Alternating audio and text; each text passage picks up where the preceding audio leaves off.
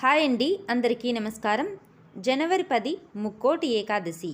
శక్తివంతమైన పూజా విధానం మరియు పాటించాల్సిన నియమాలేంటో ఇప్పుడు ఈ వీడియోలో తెలుసుకుందాం.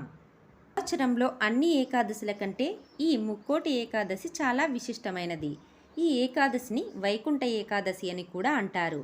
ఈ ఏకాదశి రోజున 33 కోట్ల మంది దేవతలు వైకుంఠానికి వెళ్ళి ఉత్తర ద్వారం గుండా ఆ శ్రీ మహావిష్ణువును దర్శించుకుంటారు.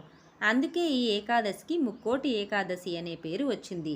అందుకే ఈ రోజున ప్రతి ఒక్కరూ కూడా మీ ఇంటికి దగ్గరలో ఉండే విష్ణు ఆలయానికి వెళ్ళి ఉత్తర ద్వారం ద్వారా విష్ణుమూర్తిని దర్శించుకోండి. ఎవరైతే ఈ రోజున ఇలా స్వామివారిని దర్శించుకుంటారో వారికి ఈ సంవత్సరం అంతా ఆ విష్ణుదేవుని అనుగ్రహం కలిగి వృత్తిపరంగా ధనపరంగా మీ ఇంటికి బాగా కలిసి వస్తుంది.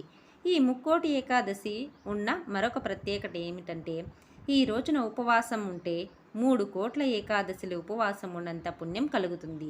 అంతటి శక్తి ఈ ముక్కోటి ఏకాదశి ఉపవాసానికి ఉంటుంది. కాబట్టి ఈ రోజున ప్రతి ఒక్కరూ ఉపవాసం ఉండండి. మామూలుగా ఉపవాసం ఎలా ఉండాలంటే, ఆ రోజంతా ఆహారం తినకుండా మరుసటి రోజు ఎవరికైనా భోజనం పెట్టి ఆహారం తీసుకోవాలి. కానీ ఇప్పుడు ఇలా ఉపవాసం ఉండటం చాలా కష్టం.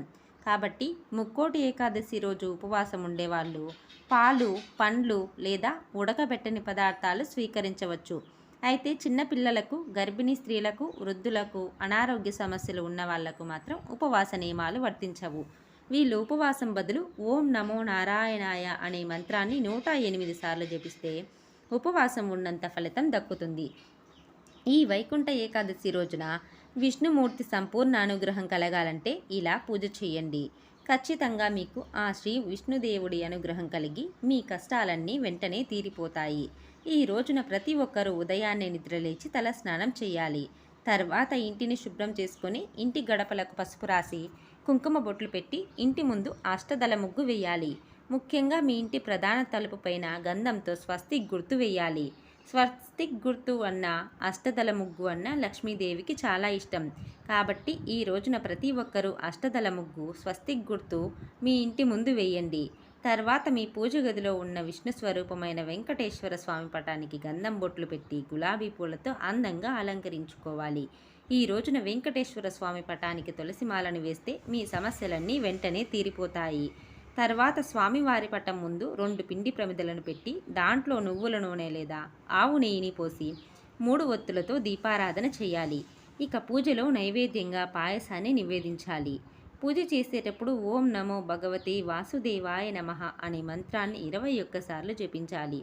పూజ అనంతరం స్వామివారికి పచ్చకర్పూరంతో హారతి ఇచ్చి ధూపం వేయాలి.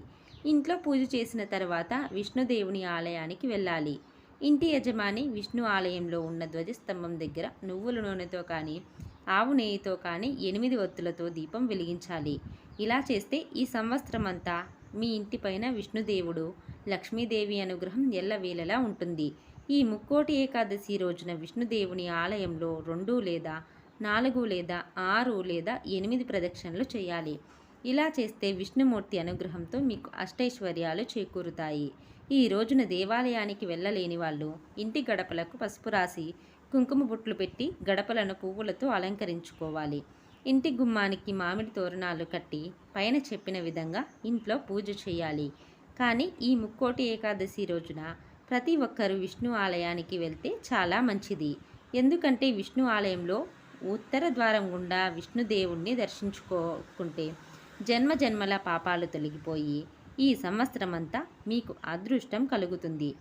ముక్కోటి ఏకాదశి రోజున చేసే విష్ణు పూజ, గీతాపారాయణం, గోవిందనామస్మరణ, శ్రవణం పఠించడం వల్ల మోక్షప్రాప్తి కలుగుతుంది. ఇవన్నీ చేయలేని వారు ఓం నమో నారాయణాయ నమః అనే మంత్రాన్ని 108 సార్లు జపిస్తే మీరు చేయాలనుకున్న ప్రతి పనిలో విజయవంతంగా పూర్తి అవుతుంది.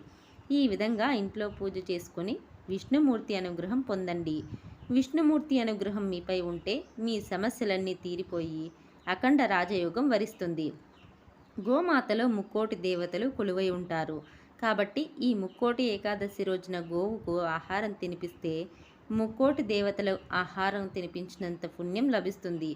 ముక్కోటి దేవతల ఆశీర్వాదం మీపై ఉంటే మీ జీవితంలో ఎలాంటి కష్టాలు ఉండవు. ఈ రోజున ఆలస్యంగా నిద్ర లేవకూడదు. ఎవరైతే ఈ రోజున ఆలస్యంగా నిద్రలేస్తారో అలాంటి ఇళ్లలో దరిద్ర దేవత తిష్ట వేసుకుని కూర్చుంటుంది. ఈ రోజున ఎట్టి పరిస్థితుల్లో మధ్యాహ్న సమయంలో నిద్రపోకూడదు. ఈ రోజున ఉపవాసం ఉండేవాళ్ళు మంచం పైన కూర్చోకూడదు. ఈ వైకుంఠ ఏకాదశి రోజున ఎవరితోనూ అబద్ధాలు చెప్పకూడదు. వైకుంఠ ఏకాదశి రోజున తులసి మొక్క దగ్గర ఒక నెయ్యి దీపం వెలిగించి తులసి మాతకు నమస్కారం చేస్తే మీ ఇంటి సంపద విపరీతంగా పెరుగుతుంది. ముఖ్యంగా ఈ రోజున పొరపాటున కూడా తులసి ఆకులను కోయకూడదు. ఈ వీడియో మీకు నచ్చినట్లయితే ఒక లైక్ చేసి షేర్ చేయండి. ఇలాంటి మరిన్ని వీడియోస్ కోసం ఛానల్ని సబ్స్క్రైబ్ చేసుకోండి. Thanks for watching friends.